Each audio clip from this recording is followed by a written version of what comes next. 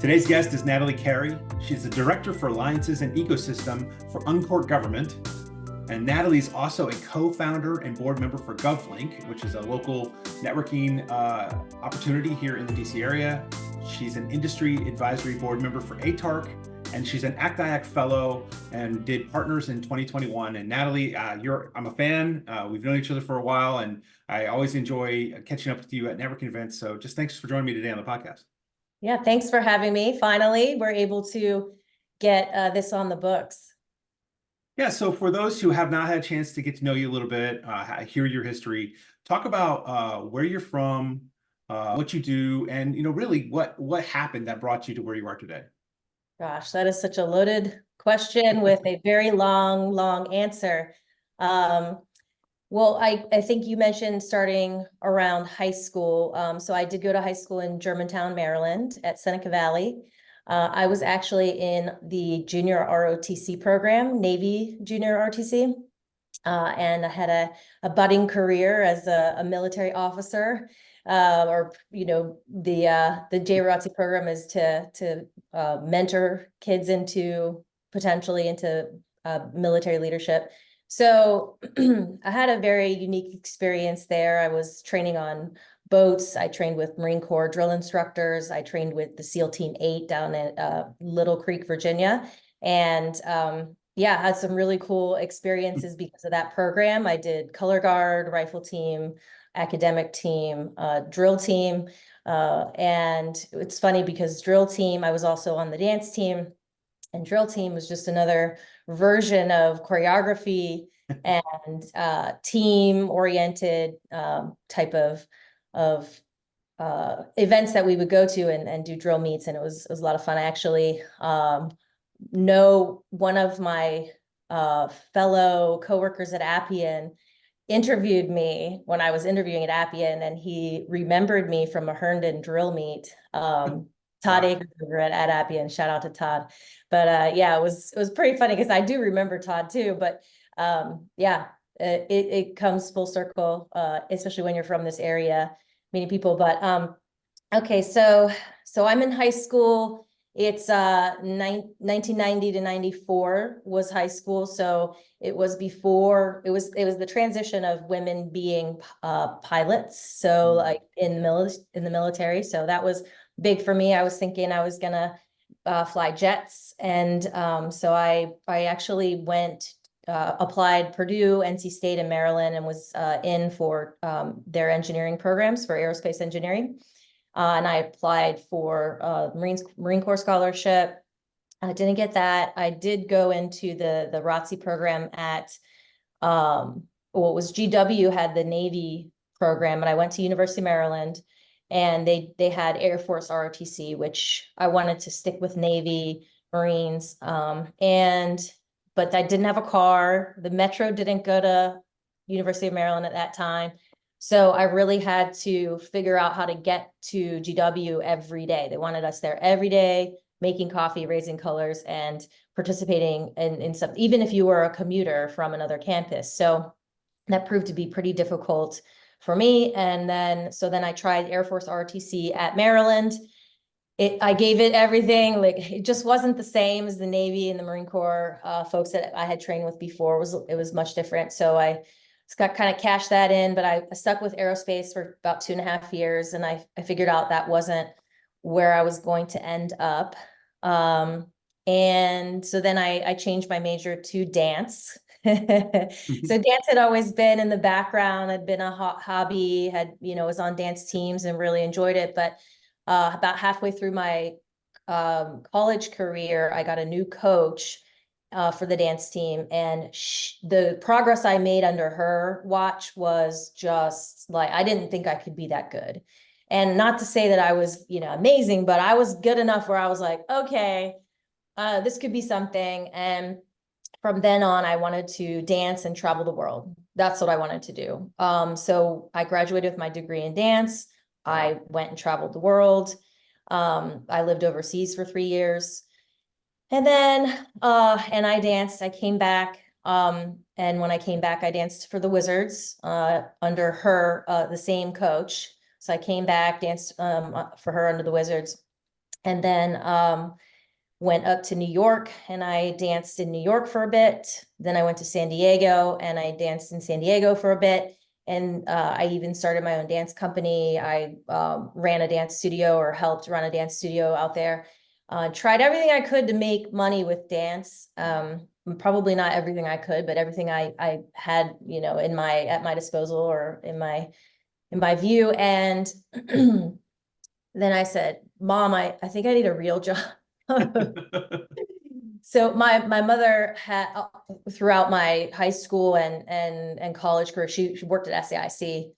She helped them get their MOBIS schedule. She was pricing director over there at SAIC. And so she helped me get connected with the right people. And I began working for DHS in San Diego, and really, really enjoyed working with the government. It was global government at that time, because we were delivering on the vehicle and cargo inspection systems for DHS. And we were coordinating the training all around the world. So we had to make sure everything was getting to where it needed to go. We had to negotiate with customs, which I really enjoyed. It's Jamaican customs, and, you know, Jordan, Iraq, like everywhere we had to ship things. It was a lot of fun.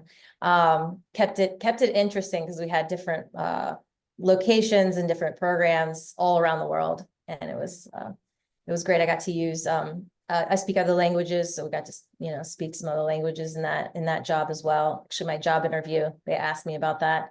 I had to speak French and Spanish in my interview. And then they also asked me a really interesting question at my interview. They said, well, you know, you're a dancer. It's very creative, very artistic. Like, how are you going to work on a team? And I said, well, you know, my experience dancing has mostly been with dance teams, and getting 21 or 28 women to do the same exact thing at the same exact time. You know, it's a feat. So, you know, being in tune with where you are in your formation, and, you know, your arm level is exactly the same, and you're doing the choreography together in sync is so they liked the answer, and I got the job. So, but yeah, I worked there for about 3 years, and then I moved over to L3 Titan, which was in La Jolla in San Diego. And that was interesting, because that was, I mean, all my jobs out in San Diego were very interesting, because people wore flip-flops to work. They would get there at 7 a.m. After they surfed, and then they would leave at lunch and go surf, and they would come back, and then they were out of the office by 3, which was interesting to me. You know, people were wearing very interesting, you know, just coming from the DC area, growing up here, it was a little bit of a culture shock. But then, you know, after 5 years of living in San Diego, I got, you know, a little bit more relaxed. And then I guess my transition back to DC, well, I guess let me back up on the L3 Titan piece. So a lot of, I think it was right before SAIC IPO'd, they laid off a bunch of folks, and I wasn't one of them, but it was pretty ominous around the office. So a lot of folks were moving over to L3, and they took me with them. Shout out to Gabby Rodriguez, who's like still a very good friend of mine. She took me over to L3, and I'll never forget that. But that I was supporting the Navy at 32nd Street Naval Base, and we were working on the program that refurbishes all of the antennas that of all the ships that come into the port. So it was an interesting project. We, you know, managing the budget, managing all the vendors, and making sure that we were timing everything. But, you know, we had some great people on our team. And somebody said to me at L3, they said, you need to get into BD. And I was like, and they kept saying BD. And I'm like, what is BD? Like, what is this thing? So I learned about BD there, but I started hearing the call to come back home. My grandparents were aging, and I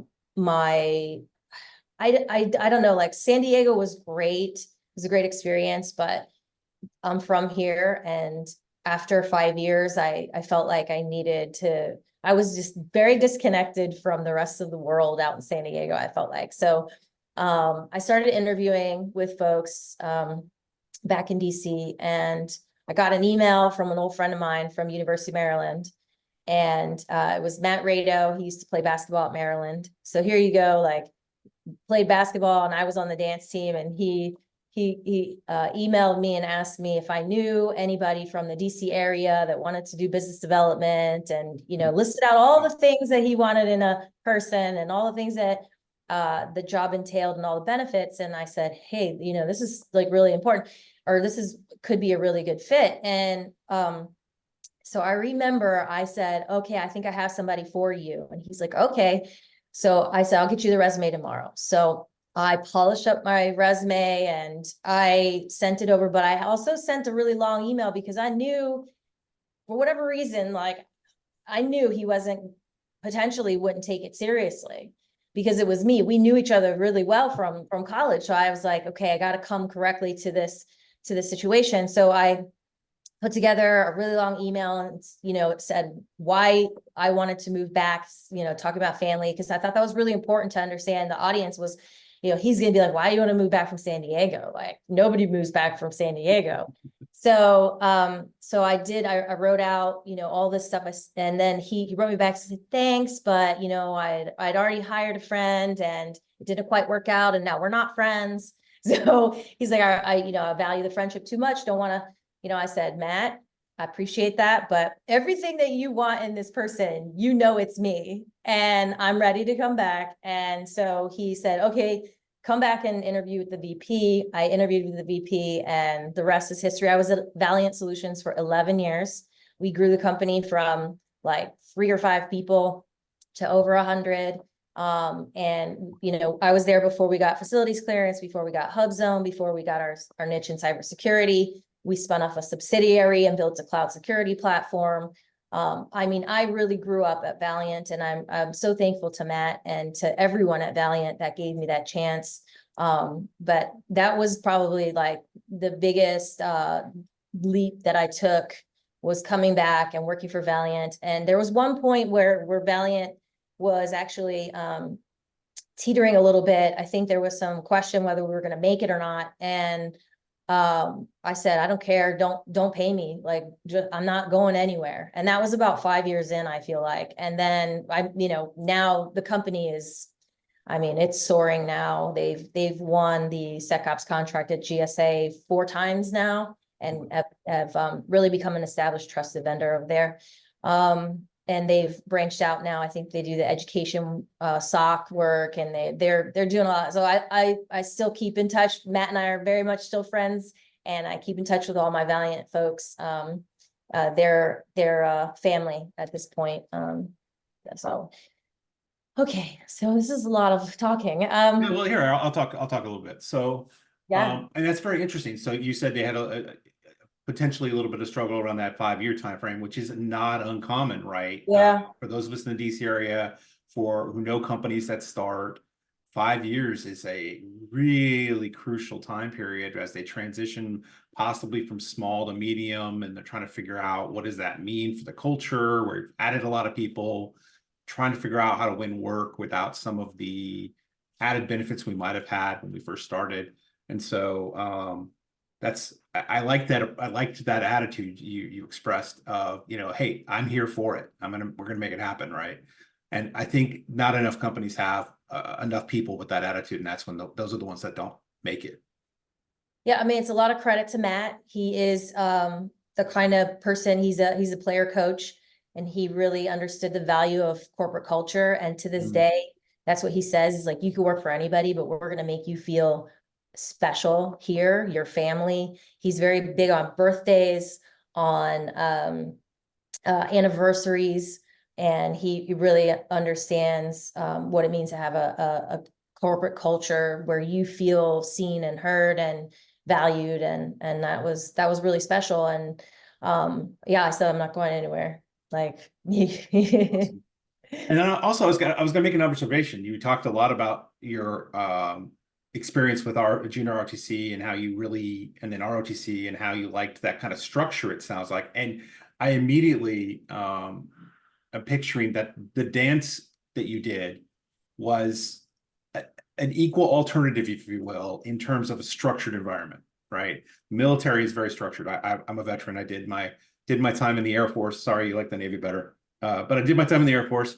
And I would agree, looking back, there's a structure there. And the way you expressed your experience in dance makes me think, wow, that's very military-like.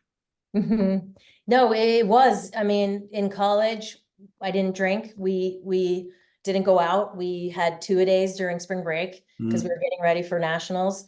And I mean, Stephanie ran a tight ship. So I loved it because it was not only working, did we have practice every day at 5 o'clock, but we also had workout days. So we had to hit the gym. And then on Sunday nights, we would have technique and we would go to the dance studios there on campus and we would just drill technique. And I know that's why I got better, is because I had the holistic training that she provided and the guidance. And then, you know, she's also very military-like in her coaching, where, I mean, she wears it on her face. If you're not like performing up to par, like, she's like, what are you doing? And she, you know, she's like, you know, it's very direct in the dance world. It's like, do this, don't do that, put your pinky here, put your, you know, everything is very yeah, it's very structured, it's very precise. And I do thrive in those types of environments where I'm given strict instruction and strict goals, and you know, and then also progress, right? There's a lot of, in the military, there's a lot of progress checks, and same thing in dance, is a lot of progress checks too. So Yeah, and then there's a similarity. There's a reason why a lot of veterans are very successful when they transition to business, right? They bring that structured methodology they learned in the military, they bring it into the business world, so they're on task, focused. I gotta imagine the same thing's true for somebody who is a dancer. it is. It's hard though, because not everybody has that same background. So you have to find that balance between what you know and what others know, and try to bridge the gaps and build the coalition, as they say. So what came next after Valiant? So Valiant, I was there for 11 years, and I got a phone call and somebody asked me if I was looking. And I said, well, I'm always looking. You know, we're always looking. That's what they tell you anyway, is that you should always be looking. So I was presented with an opportunity to move over to Appian at that time. And nobody thought I was leaving Valiant. I didn't even think I was leaving Valiant, but it seemed like it was a good time where the company was getting to that threshold of, you know, small business, the top of small business. And they were planning to, you know, hover for a bit, which is what you should do while you gain more contract vehicles, while you win more contracts, win more work, maybe even outside of the hub zone swim lane, so that when you are ready to explode to 100 million, then you can do that less painfully, I guess. So I was in the job of growing the company, and pretty much that wasn't a thing at that moment in time. So I said, okay, you know, maybe it is time.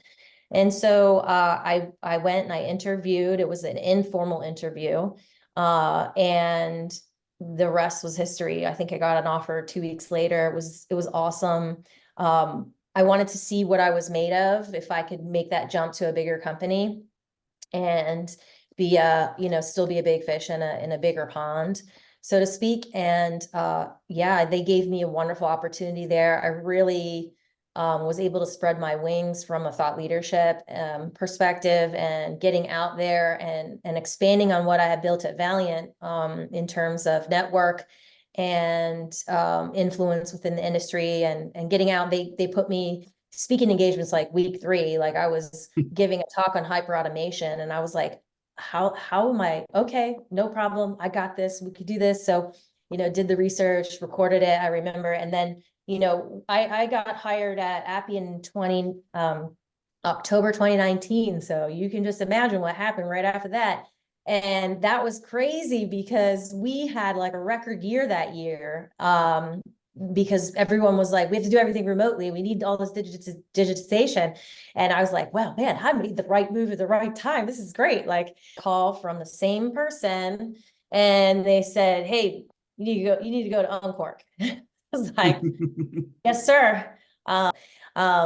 he has been a mentor of mine throughout my career. I met him when I was back at Valiant, very early days of Valiant, and he saw something in me and gave me all the insight, brought me to all the networking events. I mean, that's, he brought me in and into his circles, and hopefully I've done him proud, and created my own circles, and I bring him in too. So yeah, so that was a big influence on my career, definitely, is having a mentor and making sure that you're open to learning from those folks, and not, always bringing a beginner's mindset to your situations. And he's been very helpful. I've had quite a few mentors throughout my career.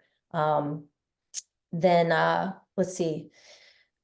So we're at Unqork now. Yeah. So Unqork really piqued my interest because I had already been at Appian, which is low code, no code, and now here you are, Unqork, codeless. Okay, well, what is that? And I just spoke with Tahara over at ICF as well, and said, hey, is this tech, really legit? Like, is this the next thing? And they both assured me it really was. And they had gone up to New York City, and they said, Natalie, you need to really come over here, and they really need you. I said, okay. So I did some interviews. It took like 3 months, I think, of interviews.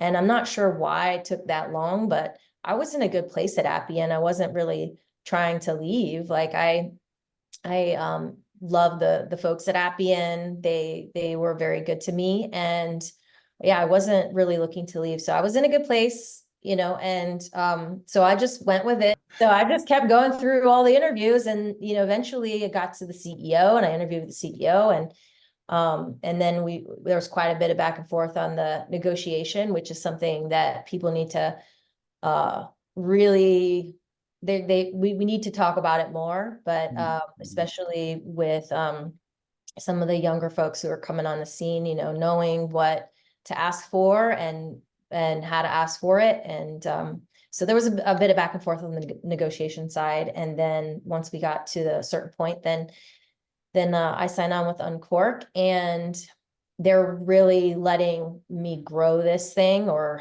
letting me spread my wings, and which is really important, because when you make these jumps in your career, you need to make sure that you are growing at each one. And when you get to a point where you are no longer growing, I tell my kids, if you're not growing, you're dying. So I'm eating my own dog food there. Like, there's writing on the wall, and you need to know when to pay attention to that writing and say, okay, I think I've done what I need to do here. And now it's time to go do something more. So yeah, I have more room to grow here, and was able to stand up the partner program for the government side of the house here. Now we've got over 100 partners in our ecosystem, and I onboard like 3 new partners every week. Like we are swimming in partners now. So now the next step is to really mature those partners, so that they can not only spell Unqork, because we spell it with a Q, but they can also sell Unqork, and that they can deliver on Unqork. And that's really that top level of partnership, where they are delivering the value of that Unqork brings, which is pretty impactful. And I think it's really how we get ahead with the government, removing, we did this with cloud, right? It was like, there was a promise of cloud.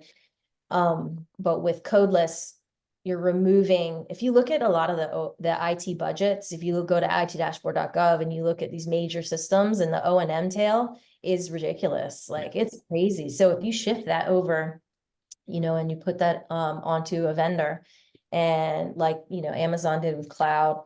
But yeah, so if you can take that 80% of O&M of budget that's spent on O&M and flip that into innovation and customer experience and to the mission, that's really our value prop, is saying, hey, like, you just here are the building blocks that you need for your application. I was just talking to Greg Mendel, who's on my team now, and I said, it's really visual full stack development. Like you're able to do full stack development, but visually, and you're leaving that that code is all managed by Unqork. So if we're trying to get ahead, if we're trying to bring in a new workforce that can just come in and start building and innovating right away, even if it's not in production, right? It's, you know, we hear about citizens development, but developers are not pushing things to production, right? But they can come in, they can do something meaningful, building the workflow and showing people what they mean. And then the IT folks can take it that last mile. So. All right. Well, so looking back, you've had a varied career, an interesting career, some variety of places and things. But when you look back, is there something you go, man, I wish we did that differently? I mean, and I'm not, there's no magic wand. You're not going to solve the problem today, but what's something we should consider maybe changing in either in the industry or just in the way we do things? Well, it's funny you should ask, but I think we need a new way of networking. And what has been typical in the past is, you know, it's drinks, it's golf, it's cigars, it's, you know, the same venues, same people. And it seems to be this, you know, small club of people getting some things done. But really, the newer folks that are coming into our industry and the folks that we want to come to our industry and recruit these folks in our industry, we need another option. And I call it, you know, next gen networking or unnetworking is what I'm calling it. But we're starting a series, me and my team, but we're starting a series of networking events, and it's an experiment. But I have since I posted on Wednesday night, I have had a really great, overwhelming response, positive response to the fact that we want to center around, like, I want a place where people can come in, they feel relaxed, they get some they get re-energized, and then make more deep meaningful connections. That's really we need networking to change, right? And I hear it so often when people say, oh, this is the way it's been done, or people say, well, you know, got to play the game.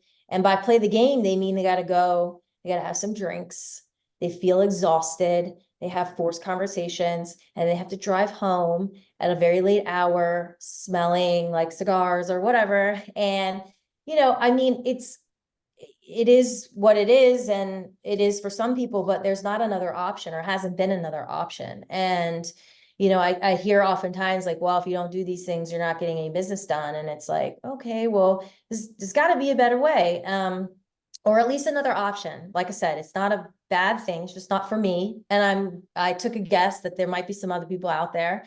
And so we're trying to change the game. So what we've done is we've rented out a movie theater, and we're going to do some things to push people outside of their comfort zone. I have Jyoti Dugar from NIH and Yemi from TSA and Brooke Meisner from TSA. They're going to be helping me with this first one, but you're going to come in. There's not going to be any talking for a bit. So that's going to be outside the comfort zone. They're going to relax in a luxury recliner, and they're going to be guided through a relaxation session. And then they're going to wake up with refreshments, and then have a motivational session with Yemi and Brooke. And then after that, we will do some networking and talk about what just happened, and leave within the 90 minutes. Then you leave at 7 o'clock, you go home, and we're hoping, or we're taking a bet that people are really gonna like this, and we're gonna do a limited series, so 3 months, and then we'll see how we perform. But the goal is, this first one is about 50 people, so we're taking a smaller theater. The second one, I'm going to take the 120 theater in June, and then July I want to be in that 250 person Dolby sound system theater to really, because we have music and we have some theta waves and some cool stuff that we're going to be doing. So just trying to shake things up, man. We've been talking about doing networking with a twist, or elevated experiences where you come and you don't feel drained at the end of the day, or you don't, you know, like, yeah. So we're doing it on Wellness Wednesday, which is a thing I've been posting about for a few years now, just making sure we're taking time to self-care. It's very important. People ask me how I get everything done that I need to get done. How am I, successful in achieving my goals? And it's really, that hour in the morning to myself, the hour workout, the hour decompression. Like, if you don't take those moments to do things for yourself and to feed your soul, it's hard to have energy and anything for anyone else. Wow, I'm very interested in this concept. I agree with you. Networking has become kind of, I say hi to a couple people. We have almost no meaningful conversations. All of my meaningful networking, quote unquote, networking, have been because somebody I've met through the through the industry, did something crazy. Like, hey, let's all just hang out on my back porch. And we hang out, maybe we have some drinks or something, but it's a different atmosphere, right? It's not that I got to make the rounds. I got to make sure I shake the hands of these 6 people because who knows, I have something coming up that I need to interact with them or whatever. And it never takes it to the next level. So no, I really like this idea. I'm looking forward to participation at some point and getting a feel for what it is. And definitely, I would agree with you. It's necessary. So I'm wishful thinking that it's going to work out very well. Yeah, this is just the beginning. I am trying to find the cadre of folks within our industry who think outside the box and want to do things differently and want to solve problems. So not just get together and have that, awkward conversation like, or draining, I want this is just the beginning. So we are, once we find the cadre of folks that are like-minded or really want to take it to the next level, and get to a point where we are this skunkworks like group, right? And it's something that I've spoken to and have a whole slide deck on this Catalyst program where it's almost like a Burning Man.